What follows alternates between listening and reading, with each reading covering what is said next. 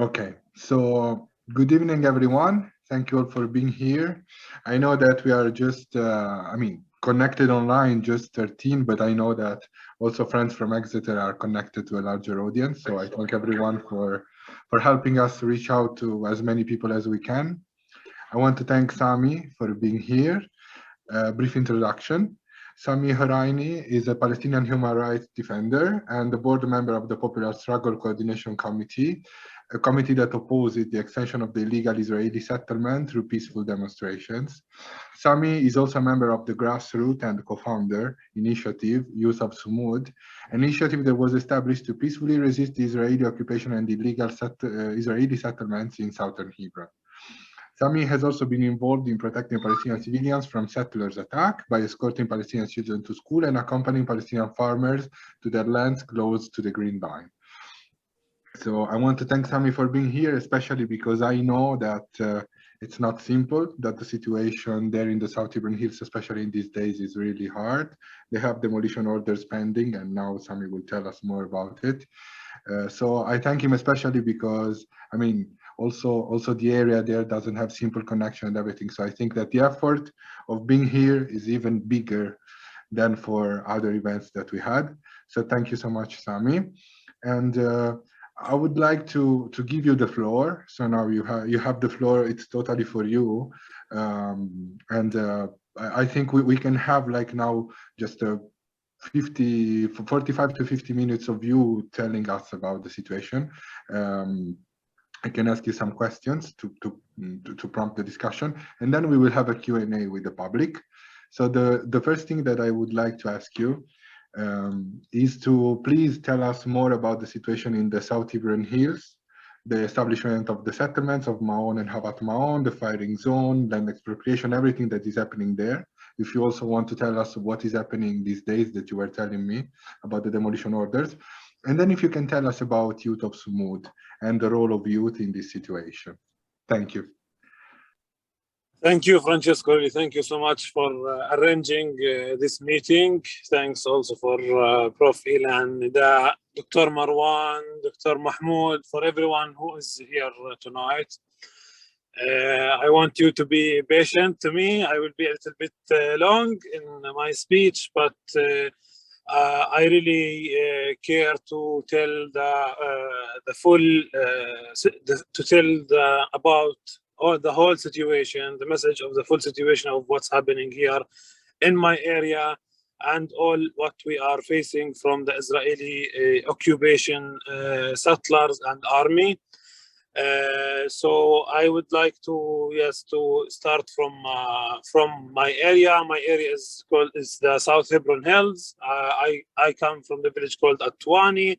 All my village and all my area is considered Area C, which means under full Israeli military control, which means controlled by Israel.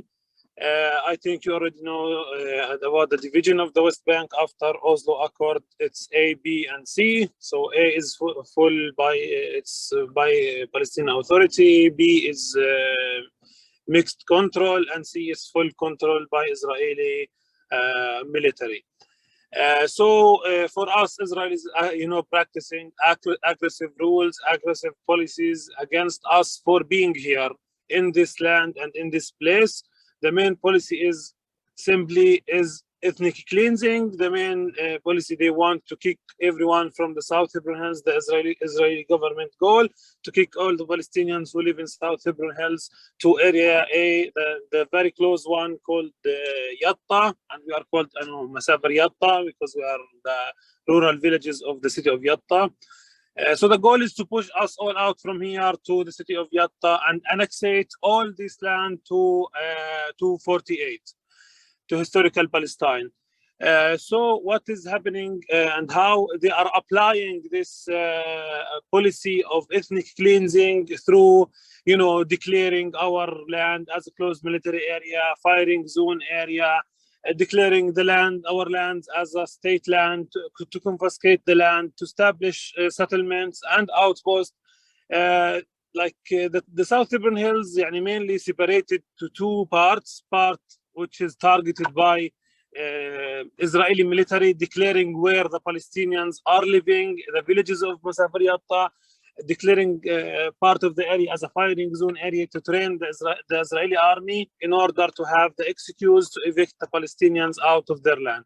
The other part is targeted with settlement. It's kind of a line of settlement built beside a road called the highway called 317. The main this road of 317 considered as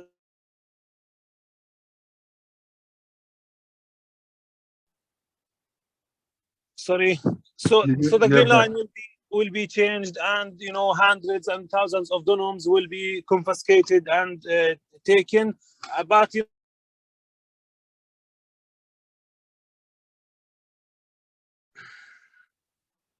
so what's happening is in the 99 the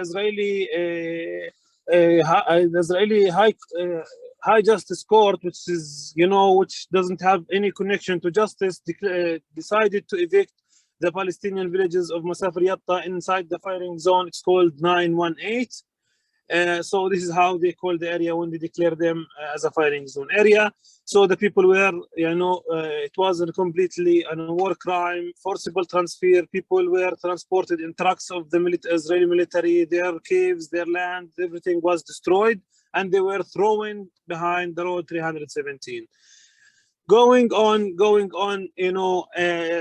so this was declared by also the area here was declared as a firing zone area by the beginning of the 80s, and as well there was the beginning of establishing the settlements even here. So, and by the beginning of 2000, the settlement rised more and more, and it was even they created more and more outposts, and right now, even in the last year, there was also 2 or 3 new outposts was established. As I said before, the main goal of these settlements in order to connect with each other. I will jump back a little bit to the 90s. After 6 months, where the Palestinians were evicted from their land, the Palestinians continue to struggle on the ground, media, in the diplomatic level, in all levels. The Palestinians continues to fight. To go, the army was evicting them in the day. They go back in the night to their villages. After 6 months, the Palestinians here in my area managed to come back to their land and settle in their land until today. But the policy of Israel against us didn't stop and didn't end. So they continue every day, with the military training. They continue with the home demolishing, with the home raids in the after midnight, with the destroying water nets, not allowing any services that the main services that the human being need to arrive to any person here in order to create really a hard life, a weather of like it's called to create really an environment of obliging you to leave your place, with all this depressing, with all of this, no access to anything that will help you to stay in your place. But we believe very well in our rights and our land. This is why we are continuing to live in this place and in this land until today, because we have another place to go. This is our land. Here we were born, and we will continue to fight with until the last breath, even without anything. So people here, there is a big problem with the water, big problem with the roads, big problem with electricity, with all the needs of the life. But if you go a little bit near to us, which the settlements are also very close, that they are like right from Sarura, where I am right now, it's 500 meters far Havat Ma'on. It's provided with all the services that's needed. Even it's an outpost, that means it's also illegal for the Israeli law itself. They are allowed to have everything, but for Palestinians it's always illegal. So this is simply, this is what the apartheid looks like, and this is how is the ethnic cleansing going on in this place. Besides to this, again, I'm going back to Havat Ma'on. Havat Ma'on is one of the most violent settlement in the South Hebron Hills, which is the settlers here are organizing almost weekly attacks against the villages in Masafir Yatta, in Twani, against Tuba, against Sarura, against Mufaggara, and so on. For example, where I am right now, Sarura, it's where our group and our initiative started as a youth of Sumud. In 2017, we started our idea here with a lot of activists in order to recreate the life in this evicted Palestinian village, to recreate the life inside it, and to encourage the Palestinians who left to come back to their land, and in order to protect it, because settlers policy and occupation policy is evicting Palestinians from their villages and stealing the land and stealing the land of the villages. So being here, it is just being here itself, it's a big struggle and a big challenge of destroying all these settlements and settlers' plans. So since then, Youth of Sumud was established in 2017 and going on in this place until today, holding the place, faced so many violent, so many attacks, so many arrests by the soldiers. I was arrested personally from my group, several times. I was attacked with the motorbike of the settlers. It's called a quad, ran over me. I was also in hospital for a long time, different surgeries. Also, the other guys suffered the same as I suffered. Even everything we are implementing and building here, from developing the place, we are always targeted and always attacked, even by the settler or by the soldiers. So something very recent that we are facing on Monday, the Israeli civil administration came to our cave that we are working inside and we are rehabilitating. We built a kitchen and a toilet outside, and the civil administration came and gave us a 96-hour demolishing order. That means after this hours end, it's a new law that shows up by the Israeli civil administration to demolish Palestinian houses. You have no legal way to stop for this order of 96 hours. It's just come, and then it's really few chances to win this order to try to prevent it legally. So we have our lawyer, we contacted our lawyer to try to prevent it. But yesterday, we saw the bulldozers are raiding the villages of the South Hebron Hills. We were very, very afraid. Everyone started to run to come here with the guys to try to stop in front of the bulldozer to prevent the demolition. But they went in the village next of Khalt al-Dabi', and they demolished four water wells, that the Palestinians are using to collect water in the winter for the summertime, because of, as I said before, for the hard access to water here. So people try to collect rainwater for drinking, for them and for their sheep. Anyway, so right now we are here in Sarur, expecting next week we are going to have the bulldozers and the Israeli army that they will come and they will demolish here. So we are now preparing with Mahmoud, Dr. Mahmoud, and all the other activists with the PSCC to come and to be down here, that we will hopefully, because legally it looks we can't prevent it, but we will try with our bodies to prevent this crime to happen. In the same side, in the other side here, as I said, they are preventing any implementing. It's a clear message from the occupation all the time. We are arrested. Just being here, they are threatening us that we are doing troubles. You will be in jail. You will be, a lot of threats we were going through. After the interrogations, just for this choice and for choosing defending our land and our place. On the other hand, also on Monday, our group received another stop working order for a community center and a guest house building in Twani, which belong to Youth of Sumud, to our group. Also this one, right now, we are trying also legally to protect it. We have the lawyer who is following the case right now. It is also, it's mainly targeting the youth activists and targeting our group by the Israeli occupation in order, as I said, to this place we are using in Twani, for example, for activists who come from outside to come to sleep and the next morning join the demonstration that's organized here, join the activities we are doing against the occupation and settlements in general. So it's for that it's targeted.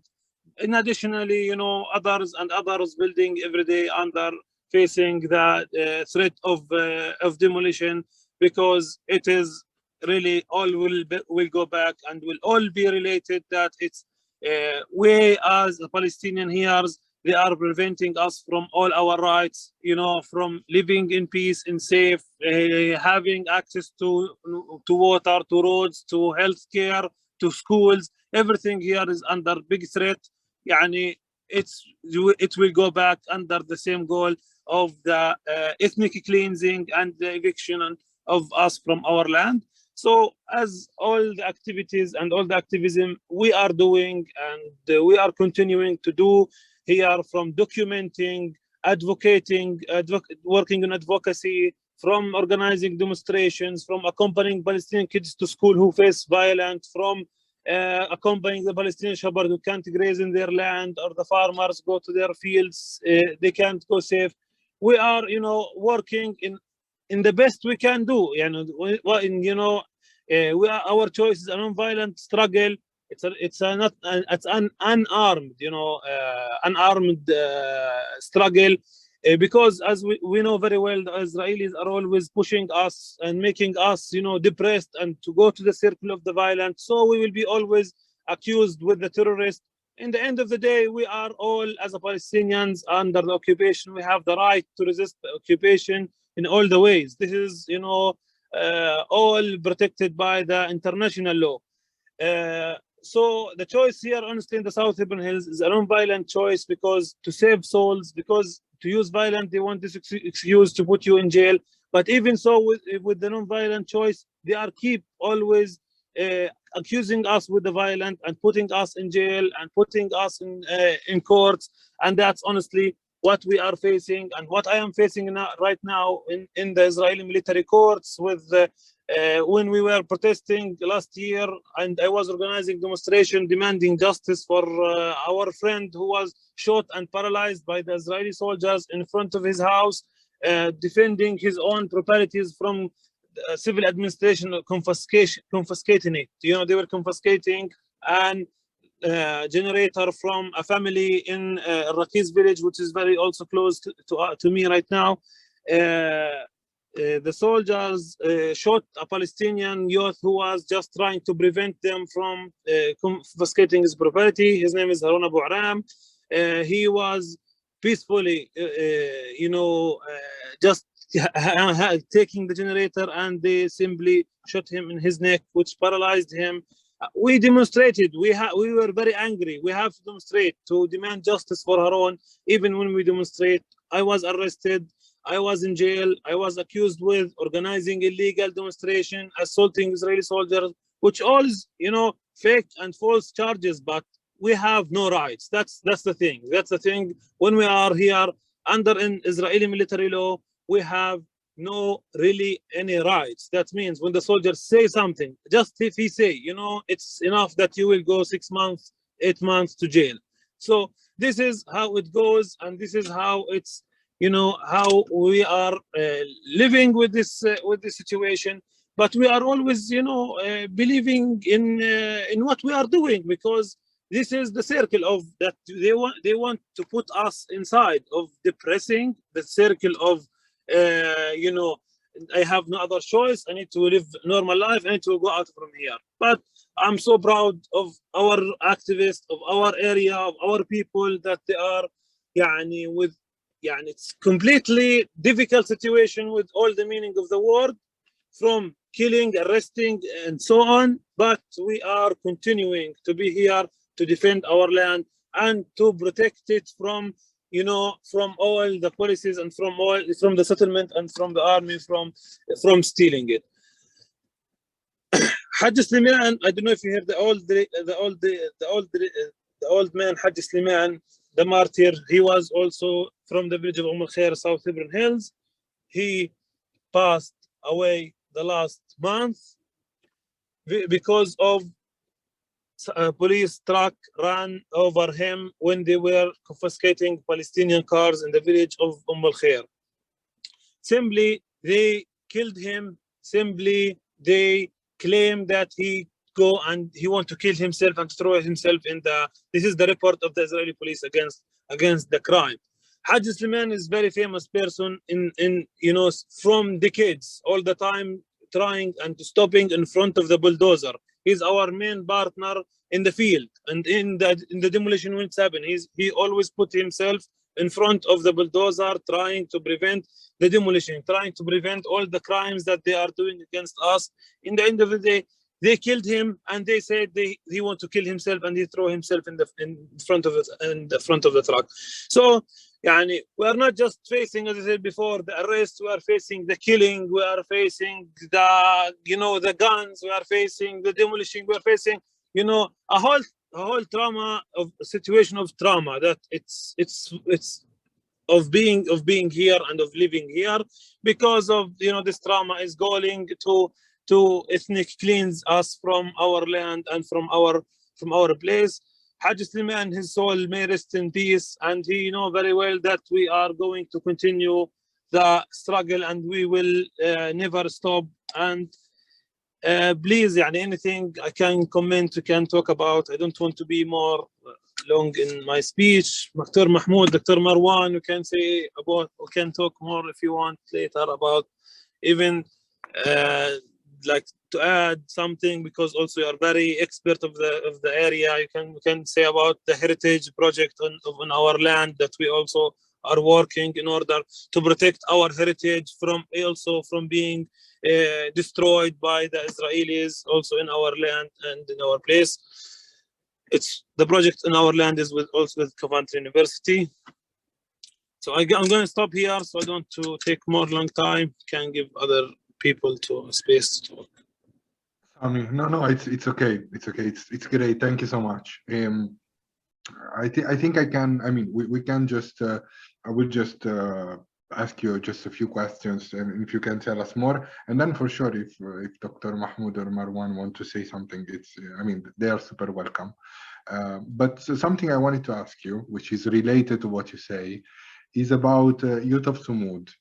I think it's very important the role you play as youth, no? So what we really wanted to know, what we wanted to know more about is when did you decide to found the group? What was the reason that brought you to decide to found this group? And what do you think is the great importance of having youth continuing the struggle that your father and other fathers and mothers have started before? So if you can tell us more about Youth of Sumud, what you do, what are your reasons and all. Thank you so much. Okay.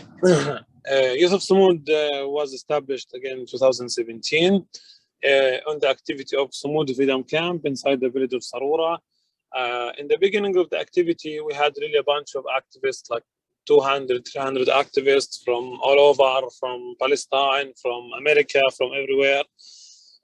We started with this big idea of protecting the land of Sarura, but slowly, after 2 or 3 months, we noticed the number of the people starting to get less here. So it was really a brave choice and a brave step, I would say, from us and in that time, because we decided, like with small discussion with the small youth here, that guys, if everyone leave, are we able to handle this place alone? Are we able to continue to create new vision, new work, so on? Really, slowly after that, what we expected happened, that the place was going to be empty here. So we decided that, but with the help of my father and other fathers who are the leaders of the struggles here that supported our choice, helped us to really to have a good base here and a good beginning that we started from. So we started mainly here in the caves, rehabilitating, planting the land, building small toilets, small things, continuing to fix, to rehabilitate the caves, blah, blah, blah. Generally the life in the village, connecting water, it will be found that this network of water will be destroyed, so on. We risk in many things in order to have a good start and a good base in Sarura and in this initiative. Really, and slowly we start to organize activities from Sarura, from going out with the shepherd, with other internationals, from accompanying the children to school, from organizing activities of, like small demonstrations, from deciding to go to a land which targeted to plant it with trees, mixing with other groups, like for example, like now I'm part of the PSCC. My dad used to be. We were connected all together in other fields, you know, in the West Bank, in demonstrations. We continue also to have open more initiative in, like, to go as well to the Jordan Valley, to be here and there around. You know, we wanted, you know, since our, you know, beginning, we wanted to be, you know this, we had this really great you know, energy that we want to go everywhere, to do whatever we can. Even, you know, we were starting, and we were also being arrested, you know, even the little ones who were with us, you know, minors that also the group included, also they were just arrested without any reason, just also for being here. This is one of the things. Really slowly, guys, until the group started to have also more new guys. The group started to have more connection outside. This is how the things with a simple way started, but with a vision of that we are human rights defender. We are trying to be everywhere in every field to do our best. You know, in the end, we are all in this ship that this ship, you know, it's leading and going, and hopefully to change the situation. So we want to be an effective part, you know, in this struggle and in this place, in order really to help. And we feel Sarura is one of our biggest successes, you know, that we managed to protect, and we are still going on it until this moment, and we are destroying all settlements plan in this place and in this point. Francisco, I don't have the feature of raising hand. I couldn't do it. I don't know why. Oh, I'm sorry, but please, like, yeah. Yeah, if nobody else wants to ask, I have a couple of questions. Sure, absolutely, Nadia. Yes. Yeah, thank you very much, Sami. This is very informative. My question is, we have you and I just talked. When I told you that I am from Burqa, you asked me about the situation in Burqa. And my question is, which I saw somebody also asked it in the chat. I didn't get a chance to read the whole question, but it is about fragmentation. Because as an activist in the first Intifada, we used to go from one place to another in solidarity with hotspot areas, wherever there is. But I want you to tell us a little bit about the influence of fragmentation, and if you can, if you do or you don't, coordinate with other Palestinian activists and groups in the rest of the West Bank. Obviously, Gaza is out of the question. The second question is, if you can tell us a little bit about your reaction to the Human Rights Watch report. What was the impact of the publication of the report? Thank you very much. Thank you. طيب, I will start from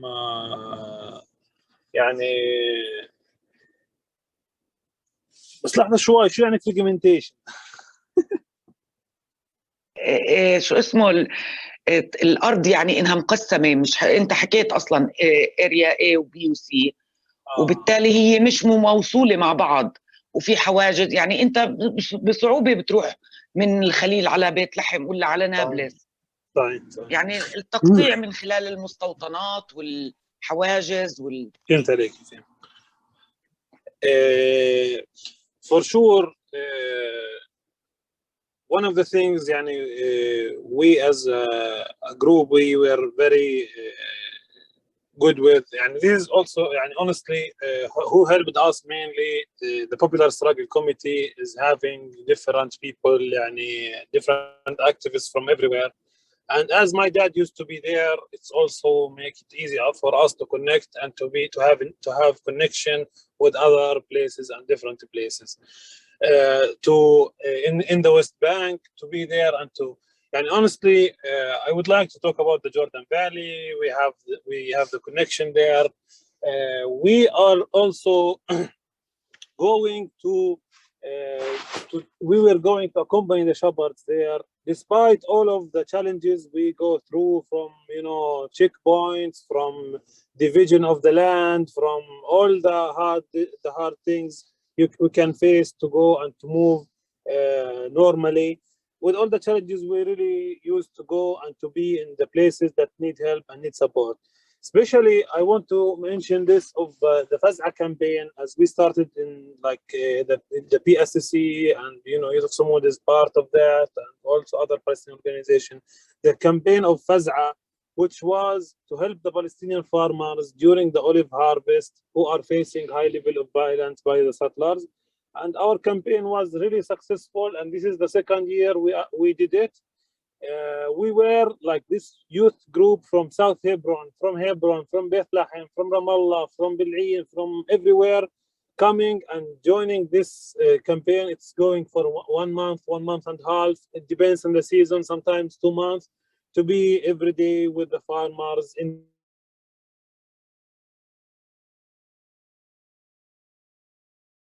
trying to put always ourselves in the front line, trying to protect the farmers and the people.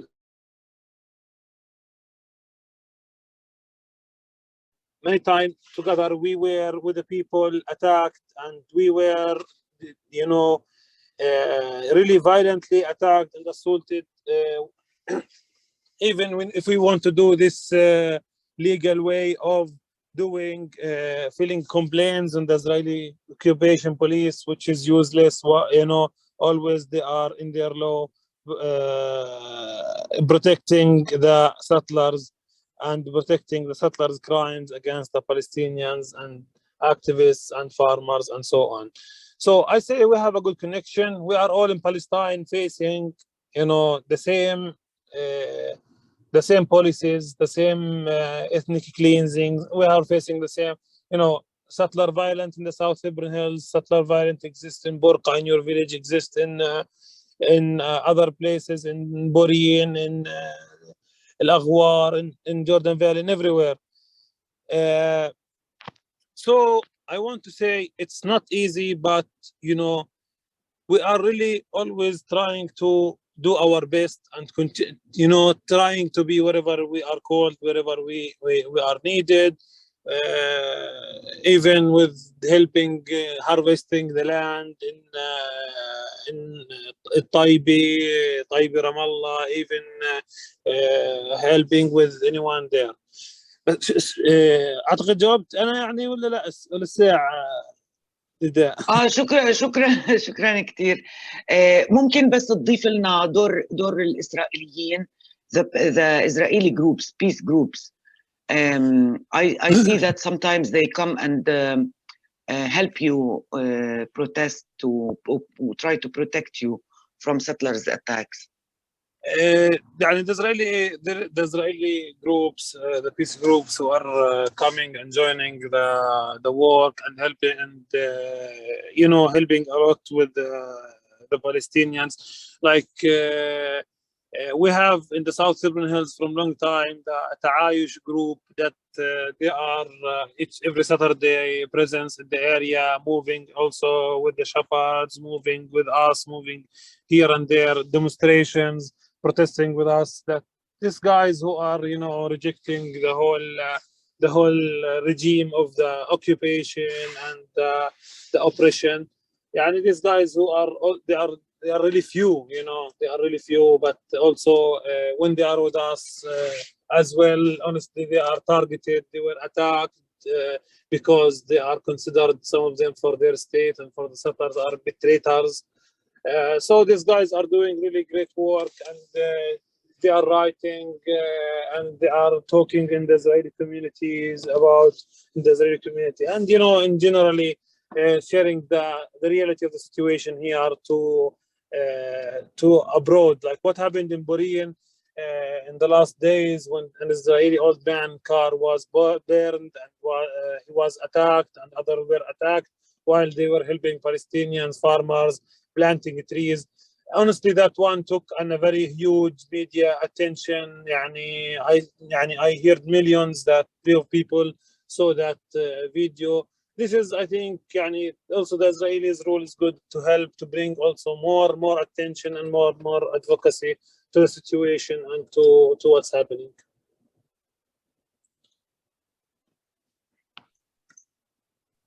بس احكي لنا عن التقرير سامي. كمان مرة التقرير أنا واحد هذا آخر واحد اللي طلع، اللي حكى إنه إسرائيل أبارتايد ستيت. والله صدق كده أحكي لك أبارتايد. So now for the last amnesty reports about considering Israel as an apartheid state. So for us Palestinians, we were calling for Israel's apartheid states for decades, and now it's the moment when it's really spoken in conferences in high voice in front of all of the world.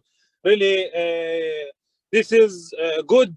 Really, it's good to bring attention about how Israel is apartheid against the Palestinians. But we want to focus very well in how this will affect us on the ground. If this will change or will change something or will not change. For now, I don't think it will change, but I hope that really it will lead to change the situation on the ground. After we said it's apartheid state, we were calling this as a Palestinian for decades. It's apartheid state, but now we need facts on the ground that really that this apartheid will fall and must end. Thank you, Sami, so much. There is another question that is connected from the chat. From Gabriella. She's asking, how is the female participation in Youth of Sumud? I also wanted to ask you these questions, but this question here, but yeah, I mean, we can go through it now, absolutely. And next meeting, one of Youth of Sumud female will lead the meeting. Yeah. So please. Yeah, we have the participation of the women leads and with different project ideas with the group they are doing to support the women rule in the area. Nice. If you want to tell us more about it, like how is it important for you to have women participating in your activities, and what do you do with women? Not possible really to go to do the work here without the women, without nothing can be done without them here. Especially our women are also very strong ones, and always when there is soldiers coming or raid, they are the first one who are standing before anyone in front of the jeeps and the cars of the army. It's really important to empower the women rule here, because it's not very strong rule, especially in the South Hebron Hills, because of traditions and so on. We are in our group, we have the girls. The girls are really working very well, and they are doing a lot of projects in women empowering and leading women. They did a project. It's called with the Youth of Sumud, Photo Voice, about like how it was just the women. They were mainly trained how to take the picture that will represent the voice of the each photo has a story of representing a voice of someone in a village of Mufaggara who is facing that passed through something. So this project wanted to be because not we only can document as a male, but it would be just that everyone is able, everyone must be active. And there are more, and I wish that one of them could be with us today to talk more about all what they are doing and all the rule, but we have them with us. It's very, very helpful and very powerful and very grateful to continue the struggle. Sure, Sami, and thank you so much. But for sure, like maybe in the future we can also have a moment, another seminar like this with one of your girls. It would be, I think it would be a great a great idea also for the future. And I wanted to ask you also another thing. I mean, from the chat, just feel free to write down questions. But in the meantime, I just wanted to ask you this. Of course, Professor Nadia, she asked you about how do you feel like towards the fragmentation of the space in the West Bank and everything. I just wanted to ask you this. In May 2021, we have seen these great protests all over Palestine, all over historic Palestine. So, in all the places from Haifa to Gaza to the West Bank. And I wanted to ask you this, as a youth, how did you feel towards these protests and the fact that, I mean, of course, your effort to go through all the West Bank is great, even if there are closures, checkpoints, and everything, you even managed to go. But the fact that you could not, in some way, join a unified movement from Haifa, from historic Palestine to Gaza. I just wanted to ask you this: like, how do you feel towards the fact that your land is in this way fragmented, and what do you wish for the future? Like, what do you see as a youth that you can effectively change in this situation, and what are your views for the future? Thank you. For us as a Palestinian, we are divided in 48, in West Bank, in Gaza, and all over.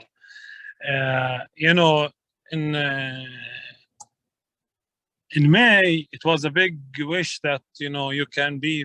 For me personally, I wish I can be with all other Palestinians to be, for example, in Haifa, in all the places where was the strong demonstrations and so on.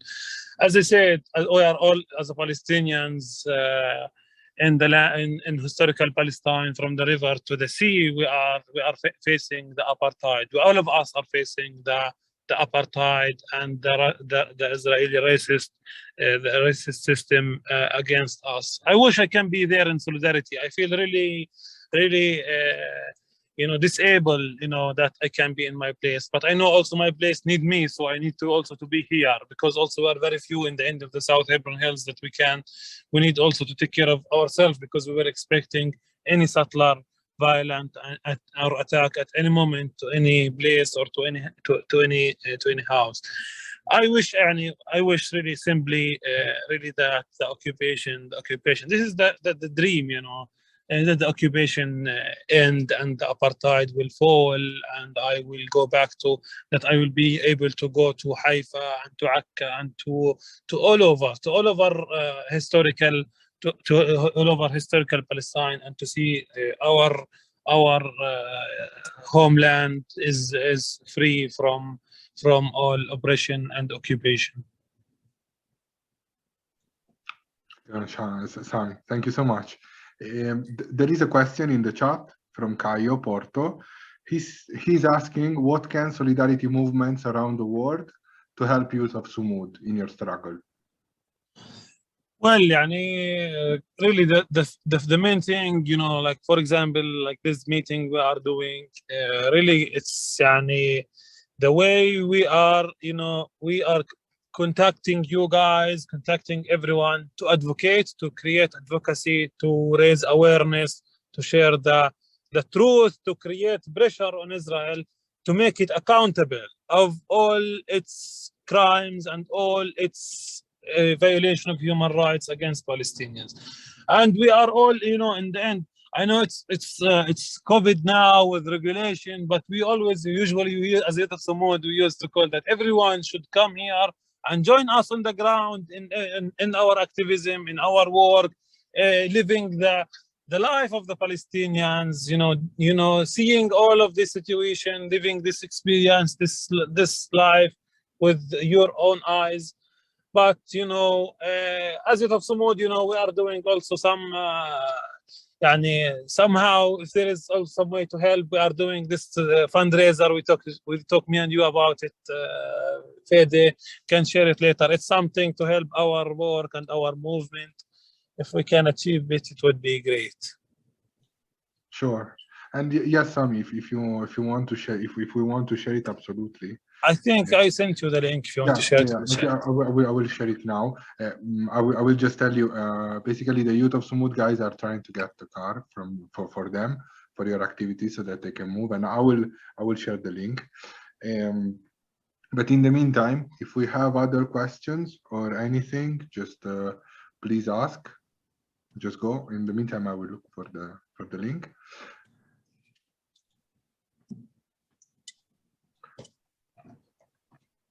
And if nobody has questions from the chat that I'm not seeing, I just wanted to ask you, Sami, in the meanwhile, just one of the last few questions. I was very touched the way we met, from what happened to the caves that you rehabilitated with a lot of work and everything, how important the caves are in your the historical background of the area, all the work that you put in there and what happened. So I just wanted to ask you if you can tell us more about the work you did in the caves to rehabilitate them. And from the chat, they are also asking for contacts about Youth of Sumud, social media, email. I will, if you agree, I can send them, while you speak, I can send all the contacts. Yes, please. Thank you very much. Really, guys, for the Saroura is, it's just to make it clear also, Saroura is about caves. It's where Palestinians used to live inside since a really long time. Some of the caves were digged by Palestinians and built by Palestinians, but because they were left for years, like because Saroura was evicted by the end of the 90s, and we came back in 2017, the cave are in a very bad situation that they will take time to rehabilitate.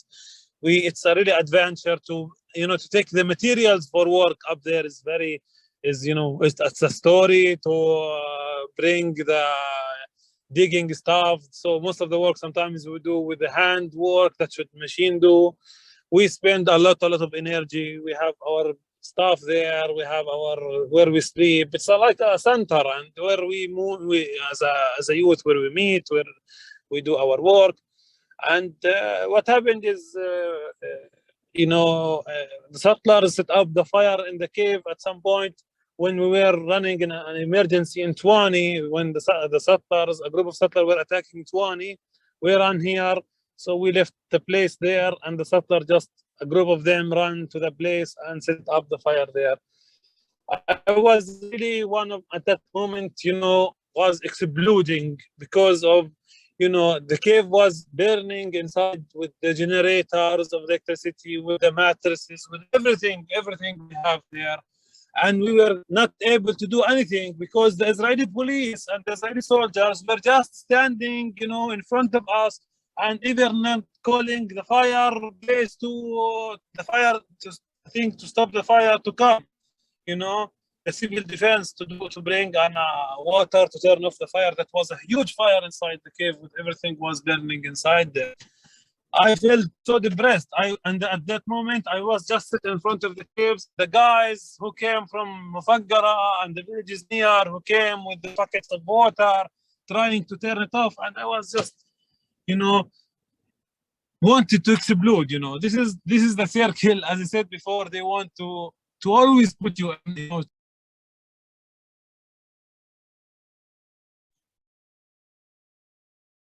Yes. No. Sure. Yeah, I think we lost you for a moment. Okay, Sami, you're back. We had lost you for a moment. And one boom, because we're few in the south, they can put all of us in. So we always to hold our breath.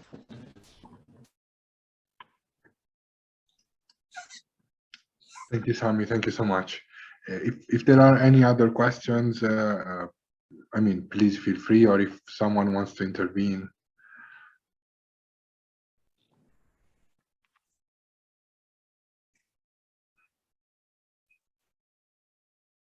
Okay.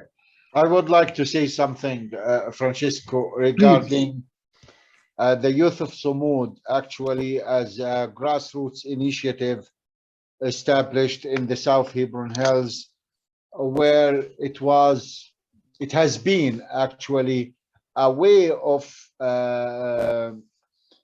bringing back people to their caves, to the South Hebron Hills.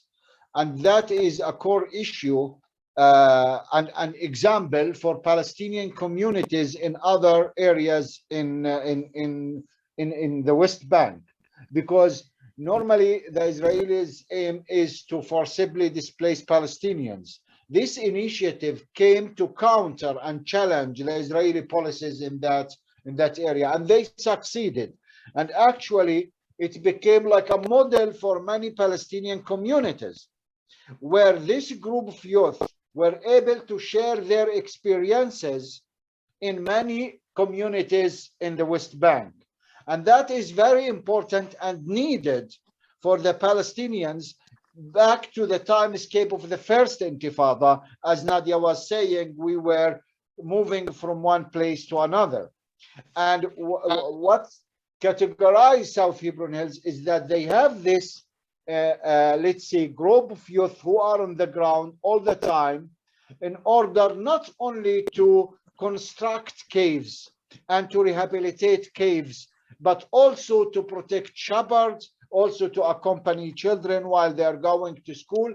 And that by itself spread a voice of these youth in the communities in a way that this community did not submit to the Israeli policies and practices on the ground. On the contrary, they empowered the community.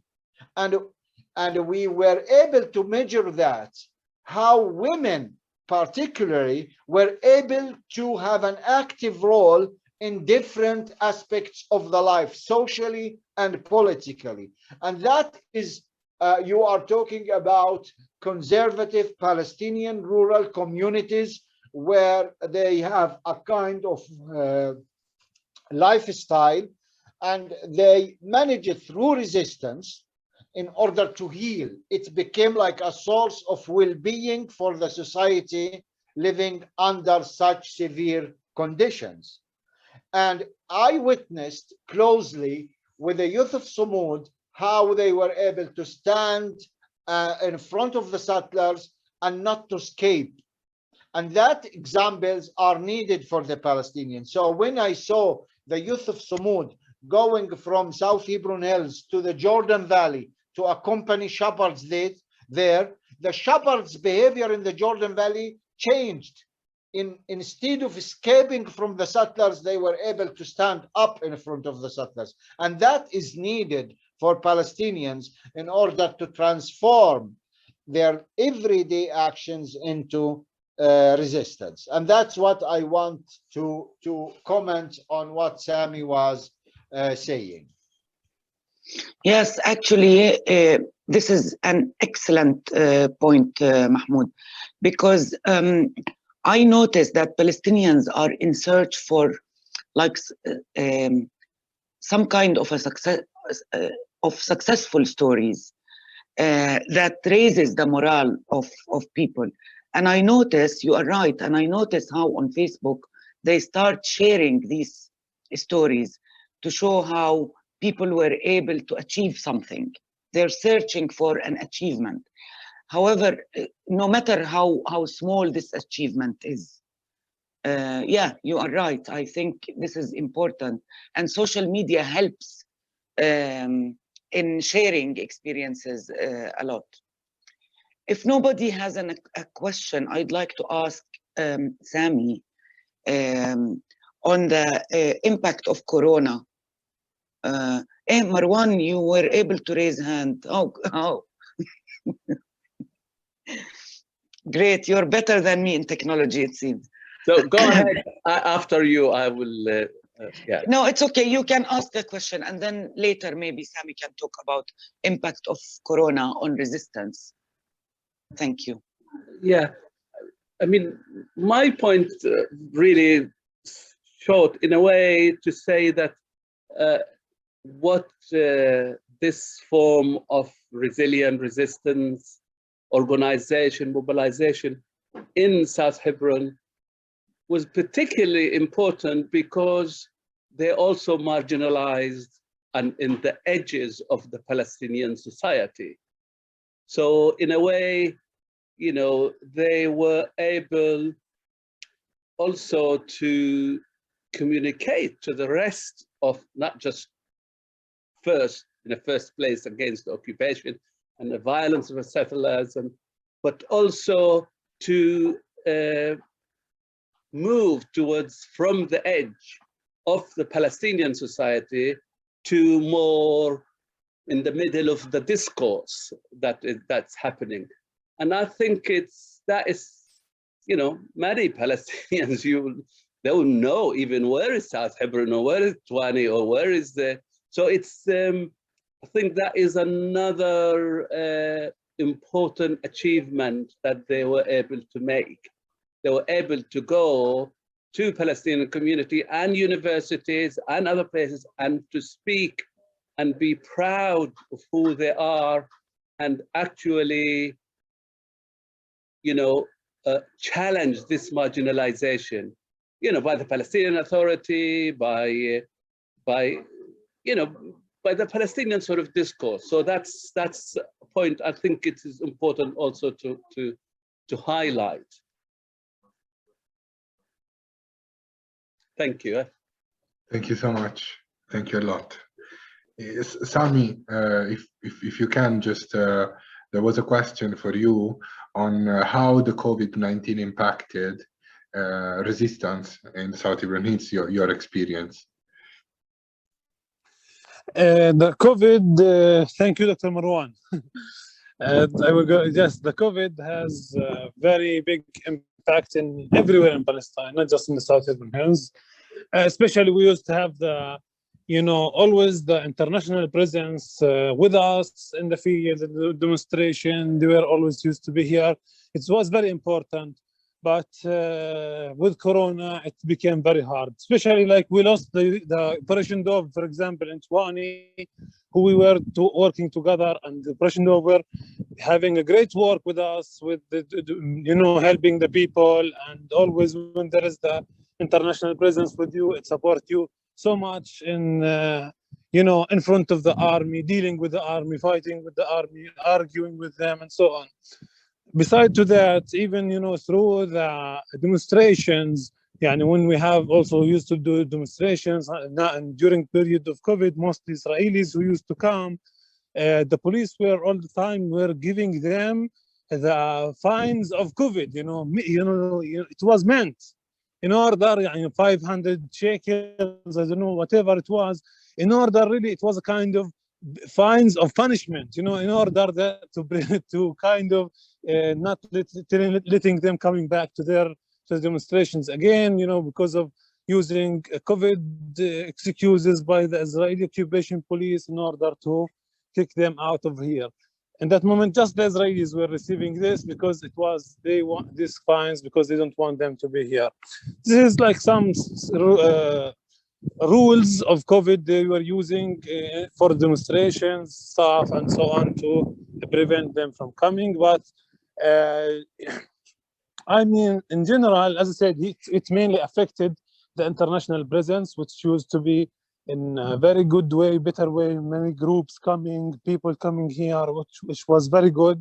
This is all cut down. There was a lot of internationals who are joining demonstrations, activities also shut down, losing the Operation Dove because they can't enter in the country.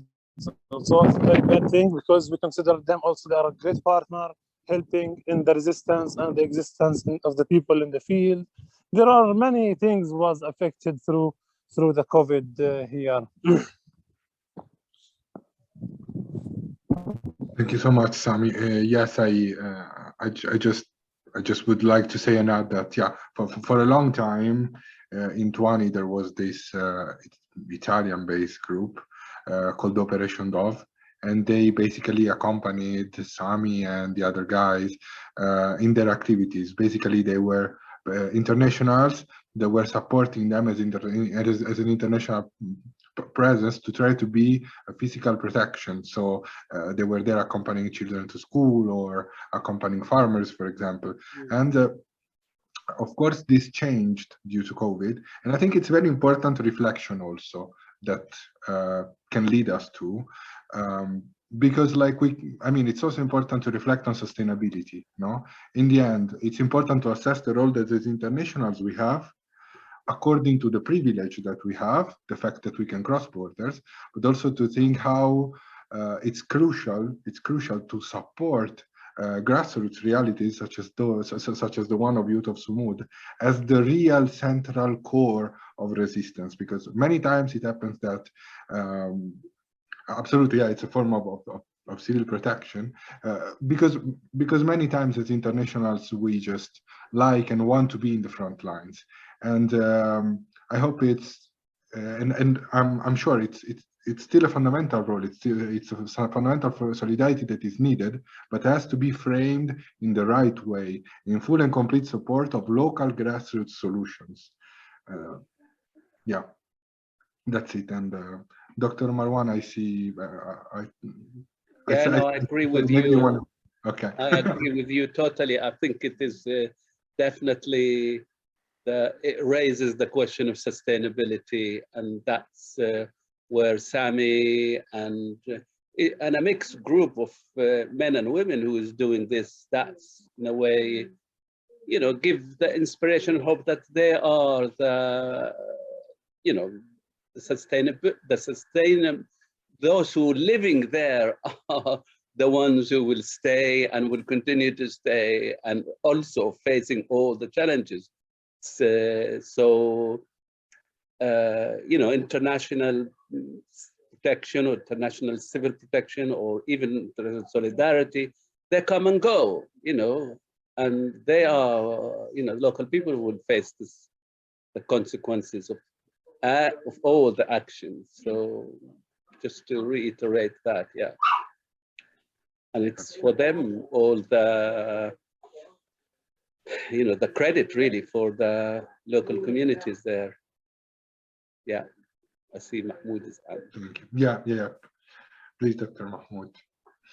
Yeah, just I want to reflect on the COVID issue in a way that, as much as it is a threat on social movements and political movements and activism in Palestine and beyond, but also it forms an opportunity for active groups in order to rethink about in new ways of mobilization that is taking place, especially when people are living under curfew in another way, especially in Palestine, when there were no way for internationals to come as we used to mobilize people locally and internationally.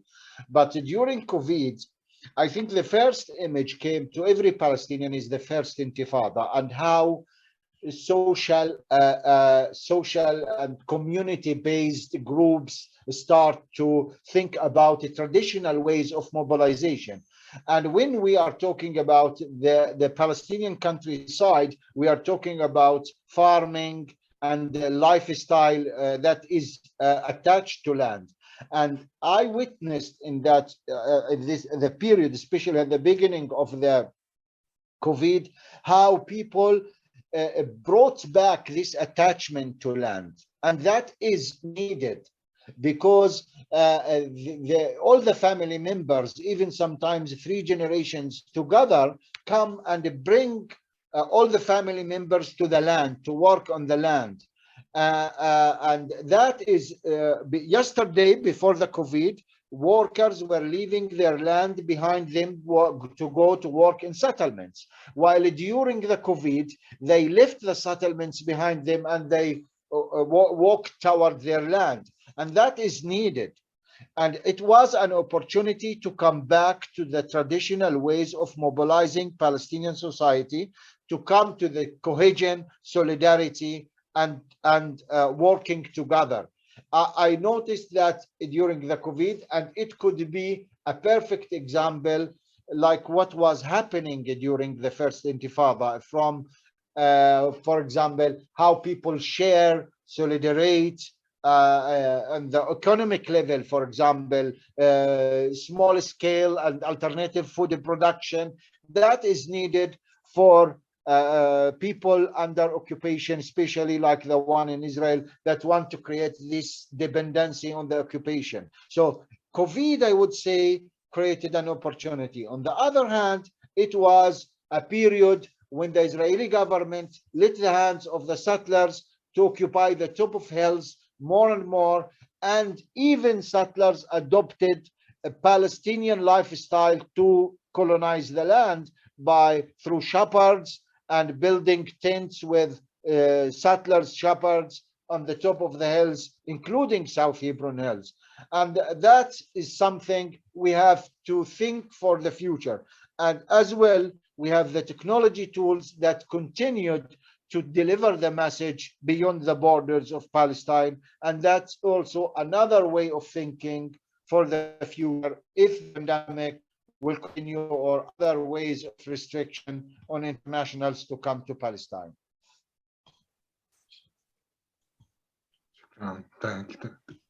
Thank you so much, Dr. Mahmoud. Thank you so much, really. I mean, if we have other questions, please.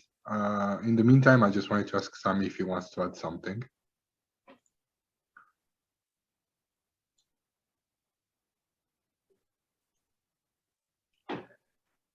Probably not. I just want to, because I have to go, I just want to thank you all, Marwan and Mahmoud, for your contributions as well. And we should stay in touch with the University of Exeter for more activities. So thank you and thank you very much, Sami. This was a very informative presentation. I really appreciate it. Thank you all, and hopefully we'll see you in the next activity, in the next event. Of course, thank you, Francisco, for the great effort, all the efforts you make to make this happen. Thank you so much. Thank you, Nadia. Really, it's a pleasure for me, and yeah, thank you for being here. And I really want to thank everyone for really contributing to the discussion a lot. To Nadia, to Dr. Marwan, to Dr. Mahmoud. Really, I think it's been very nice because it's been very lively, no? And yeah, if we don't have other questions, I think that we can close the session. I mean, for me, we could stay here forever, but Rob, we have a hand raised from Rob Fuller. Please, Rob. Okay. Hi. I think I can put my hand down a minute. That's it. Hi. I've listened intently, and thank you so much, Sami. I'm speaking, as an Englishman, and much contact. My mother-in-law used to work in Hebron and also in Gaza as a nurse in the Anglican hospital there. And so I have had connections, and I also just 2 years drove myself straight through the West Bank, the occupied territories, and got stopped for it.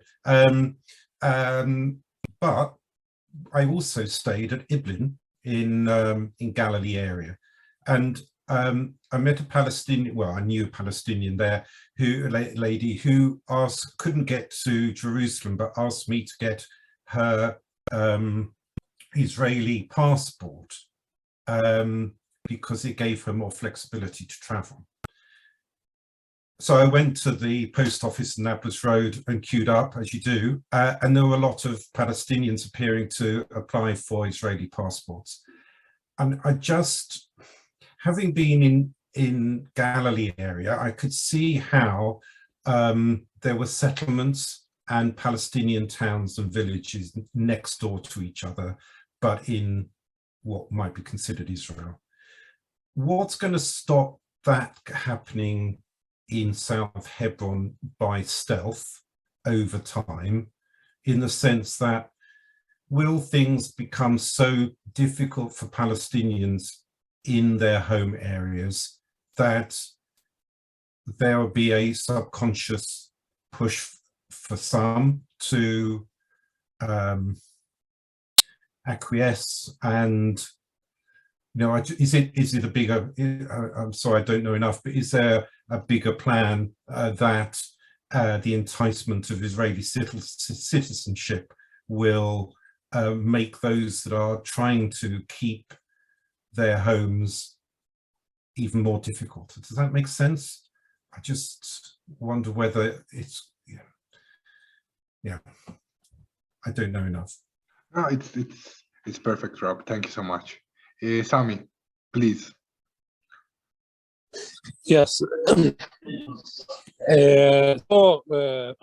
Palestinian, as I said before, they are divided in different IDs and different. So in West Bank, we have the green ID. In East Jerusalem, they have the Jerusalem ID. In 48, they have the Israeli passport, and so on and so on. Mostly, the with the less the less ID is the Palestinian Authority. The green ID is the one we have. It's the one with with less without any right of movement. You can have, except with the permissions, except with the additional stuff, so you can move and you can go to 48. But for us as an activist, it's because of we are targeted, me, Mahmoud, and all the others who are on the ground, we are for sure not allowed to have any even of this kind of permissions in order to have to go to 48, to Haifa, I don't know, to some. I think it's this is the occupation dividement is it's according to their plans, and also besides that, the most easy to apply the military law just on us, on the Palestinian West Bank and Gaza. I don't want to be long in my answering this, but I think for me, when I say Palestine, it's from the river to the sea. It means I care about being everywhere without controlled by ID, and I want this home to be free, so I can freely, without anything stop me from, or anyone stop me. Yeah. Mahmoud, Dr. Mahmoud, you want to add something? So I'm sure I'm not answering very well. No, thank you. I totally understand. I just have a fear that there's a bigger plan. No, I think Rob, I think you're referring to Palestinians in Jerusalem more. There is that. I know in Jerusalem, in East Jerusalem, there's that sort of. Yes, but it's whether that's just a step before a wider. Well, I mean, if you look at the state law, the national state law, I mean, Israel itself will not allow Palestinians to apply for Israeli passports. This is not an option. I mean, very limited number. Now, just whether it would be an option in the future, in the sense of I see. Change. Yeah, I see what you mean. I can't imagine. Well, yeah, I think if there is any possibility in the future for it is more about equal citizenship, and if there is an equal citizenship, it means that we will dismantle the whole system of apartheid and settler colonial system as a whole. Then it's a different story. Then it's we are not talking about a group of people dominating other group of people, Then we'll have equal rights. We'll have we won't have a settler colonial project, but we're working on it. We hopefully it materializes and we realize it. Sorry. Francisco, if I may comment on the Jerusalem issue, and in a way, because I feel like Jerusalem is the city where the invader came from outside in order to colonize the indigenous citizens and to convert them as citizen without a citizenship. And in this case, you cannot imagine the dilemma of the people who are living in Jerusalem. On one hand, I want to protect my identity as Palestinian, even without carrying the Israeli citizenship, because it's my city, it's my identity. And on the other hand, I am limited and restricted from many things because I do not want to stand up in front of under the Israeli flag to sing the anthem song of the Israelis. That's the internal dilemma. I just want to say a story of two friends of mine, one from Bethlehem and the other from Jerusalem. And the one, they used to study at Bethlehem University. And one of them was in Jordan coming back, the one who is living in Jerusalem. And she was, her friend from Bethlehem met her at the borders at her birthday, because she's coming back and she's very happy to celebrate together. And the one who was coming from Jordan was super happy because they accepted her citizenship, between brackets. And the other one from Bethlehem was bringing a bouquet of flowers for her in her birthday. And they have an argument between each other. In a way, how come you want to take this? I want to take it because I want to protect my property, my land, my house. You know, like, this is a very complex issue about the citizens of Jerusalem. Similarly, the Galilee people, similarly, the people living in 48 and in 67. So all is about, so I just maybe give this example, which is not fit very well. It is not, the Jerusalem people are not refugees like the let's say Pakistani in the UK, or the Indians in the UK. The Palestinians are the indigenous, where the invader came from outside in order to invade the entire city and to kick out the citizens. That is the dilemma of the citizens of Jerusalem.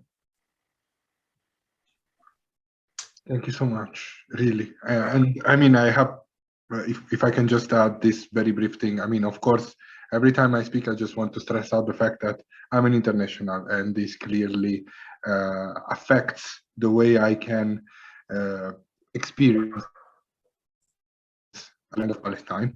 I have to say that having been living in Jerusalem for the last 2.5 years, and having been working in development and cooperation, because this is the first thing I do besides the PhD, I have to say that every day I've seen what Dr. Mahmoud was saying. That's the everyday life of the Palestinian youth I know from Jerusalem. They are always struggling and always divided between these possibilities. Like, can I keep on being like a depotentiated Palestinian in some way, or like stripped out of all the rights I have as Palestinian, to keep on existing in some way inside the framework of the colonial state of Israel? Or should I just leave everything and just keep my Jerusalem ID, keep enduring like this? So I mean, I feel it's something,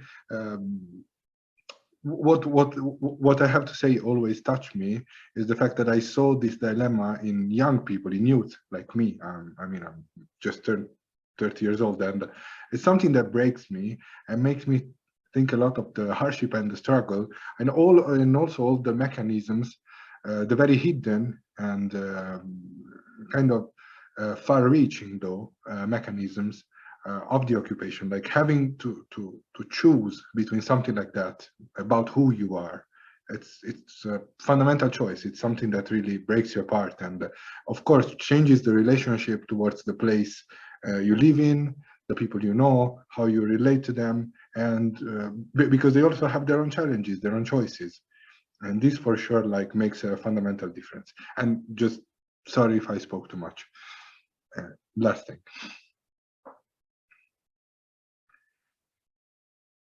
And yeah, I don't know if Sami wants to say something else. He told me that also his connection is not going well still. I mean, of course, we know the area. But Sami, if you want to say something to close, or otherwise we can say the meeting, I mean, it's been engaging and we can wrap up. Okay, I will stop the recording anyway.